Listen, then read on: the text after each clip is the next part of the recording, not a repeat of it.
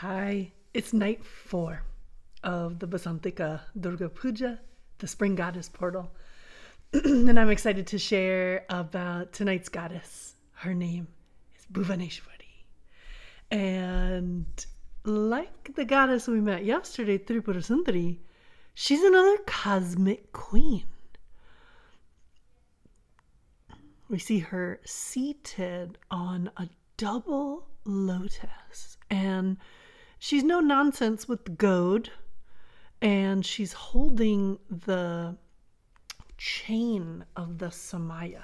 So this unbroken chain of connection, this wisdom tradition passed on, teacher to student. And then she's giving lots of boons and blessings. She's one of the peaceful ones of the Dasha Mahavidyas, of these 10 wisdom mothers.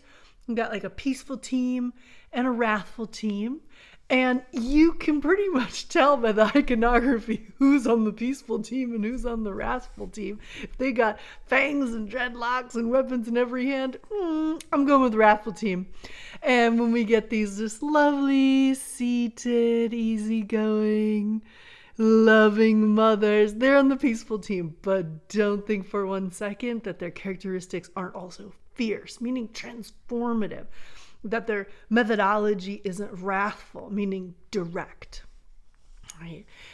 Ma Bhuvaneshwari, interestingly, when we contrast a little bit with Tripura Sundari, she is the cosmic queen of the realm that we live in, that you, me, and all the plant allies and the cloud beings and the stone people and all the animals, this is the realm we live in. We live in the world of 5 elements: earth, water, fire, air, and ether. Ether can also be understood as space. Like one time my son had this app that showed, it was a chemistry app showing molecules. And you could look at the molecule from its construct, like H2O and 2 of these and 1 of those. And then you could click this other thing and you could view the molecule from the spaces in between. Well, there's so much more space than there is substance in every molecule. It kind of blew my mind. It was slightly cartoonish, but I still think about it all the time. So similarly, or along those lines, Ma Bhuvaneshwari is space. She's the glue. She is also divine love. She is the love and compassion that's holding the other 4 elements: air, fire, water, and earth.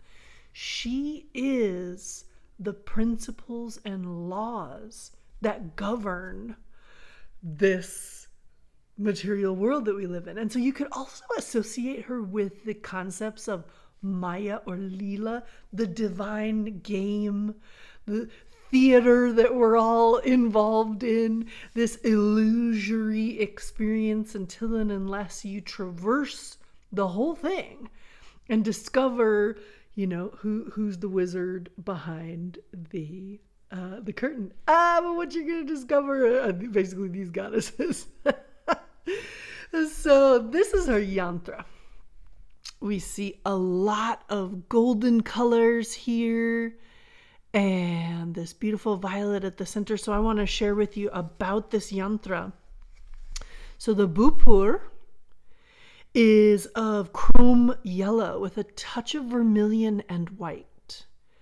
Yellow is the color of knowledge, and knowledge produces bliss. Meditation on yellow produces a shimmering, effulgent violet, the color of akasha, space, which takes one into a deep meditative state that gives awareness. Remember, these yantras are meditative tools.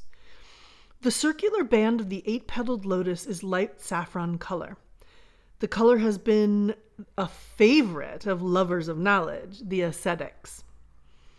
Its character is different from that of orange.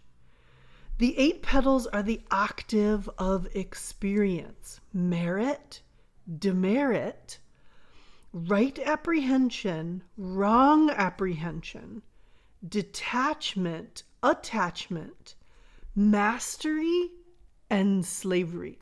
That's deep. I got to think about that. These 8 are 4 pairs of opposites, which are the basic characteristics of the human brain, the cerebral cortex, the Maya. The second circular band of the 8-petaled lotus is of a slightly lighter or same chrome yellow as used in the Bhupur, with a touch of white. These 8 petals are the octave of Prakriti, the 5 elements plus the 3 gunas. So we can say mind, intellect, ego as those gunas. We can also say 5 elements and then the gunas as the 3 creative forces. Tamaguna, Rajaguna, Sattvaguna. Inertia, overactivity, and balance. A light purple 6-pointed star composed of 2 equilateral triangles is the center of the yantra, in the center of which is the Bindu, Bhuvaneshwari herself. This hexagram of 6-pointed star of effulgent violet is set in a white or neutral background. White is not a true color. It is the color of light, inside of which there is a full spectrum.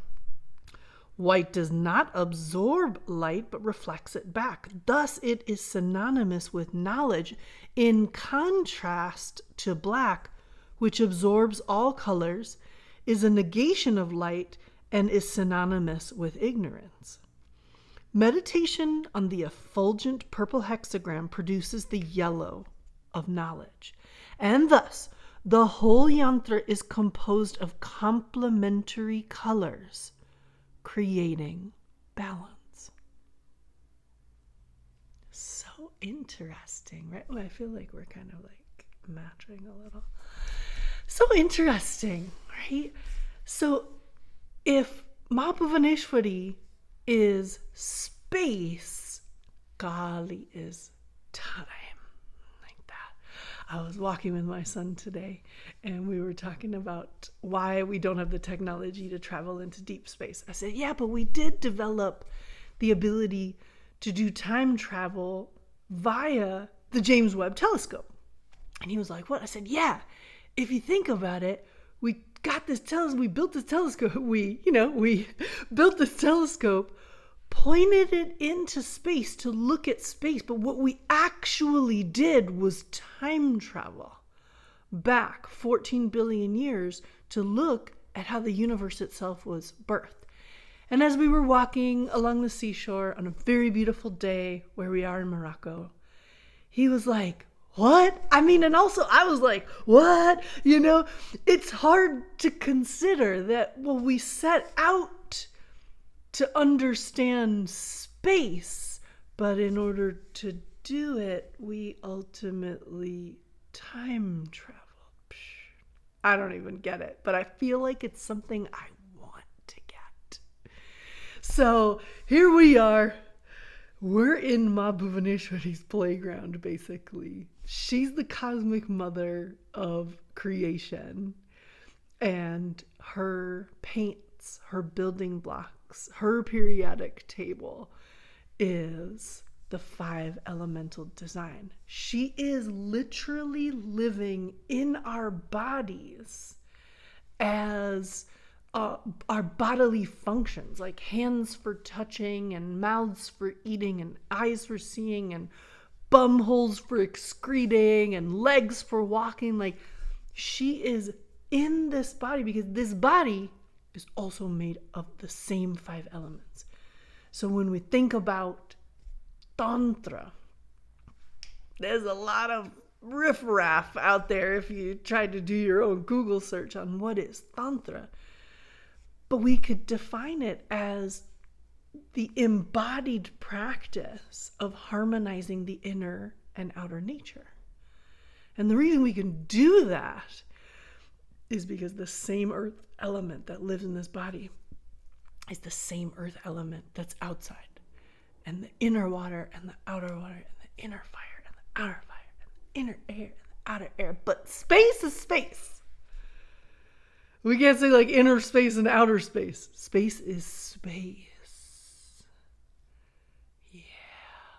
I'm going to leave you with these thoughts. And I hope you are easing into some practice.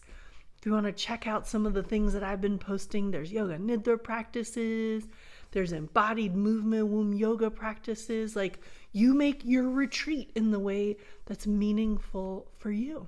Put something on repeat and you will benefit from it. I promise. I'm going to catch you tomorrow. We got a little string of wrathful goddesses coming up, my favorite kind.